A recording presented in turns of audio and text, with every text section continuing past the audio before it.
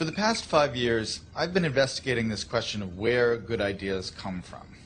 It's the kind of problem I think all of us are intrinsically interested in. We want to be more creative, we want to come up with better ideas, we want our organizations to be more innovative. I've looked at this problem from an environmental perspective. What are the spaces that have historically led to unusual rates of creativity and innovation?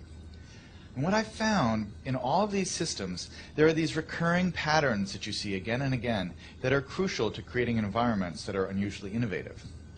One pattern I call the slow hunch, that breakthrough ideas almost never come in a moment of great insight, in a sudden stroke of inspiration. Most important ideas take a long time to evolve, and they spend a long time dormant in the background. It isn't until the idea has had 2 or 3 years, sometimes 10 or 20 years to mature, that it suddenly becomes accessible to you and useful to you in a certain way. And this is partially because good ideas normally come from the collision between smaller hunches, so that they form something bigger than themselves. So you see a lot in the history of innovation, cases of someone who has half of an idea. There's a great story about the invention of the World Wide Web in Tim Berners-Lee. This is a project that Berners-Lee worked on for 10 years. But when he started, he didn't have a full vision for this new medium he was going to invent.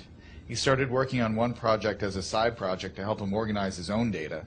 He scrapped that after a couple years, and he started working on another thing. And only after about 10 years did the full vision of the World Wide Web come into being. That is, more often than not, how ideas happen. They need time to incubate, and they spend a lot of time in this partial hunch form. The other thing that's important when you think about ideas this way is that when ideas take form in this hunch state, they need to collide with other hunches. Oftentimes, the thing that turns a hunch into a real breakthrough is another hunch that's lurking in somebody else's mind. And you have to figure out a way to create systems that allow those hunches to come together and turn into something bigger than the sum of their parts. That's why, for instance, the coffee house in the Age of the Enlightenment or the Parisian salons of modernism were such engines of creativity, because they created a space where ideas could mingle and swap and create new forms. When you look at the problem of innovation from this perspective, it sheds a lot of important light on the debate we've been having recently about what the internet is doing to our brains. Are we getting overwhelmed with an always connected, multitasking lifestyle? And is that going to lead to less sophisticated thoughts as we move away from the slower, deeper, contemplative state of reading, for instance? Obviously, I'm a big fan of reading.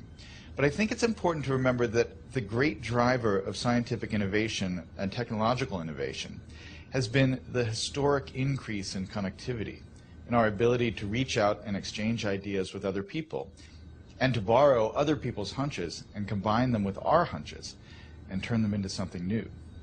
That really has, I think, been, more than anything else, the primary engine of creativity and innovation over the last 600 or 700 years. And so yes, it's true we're more distracted.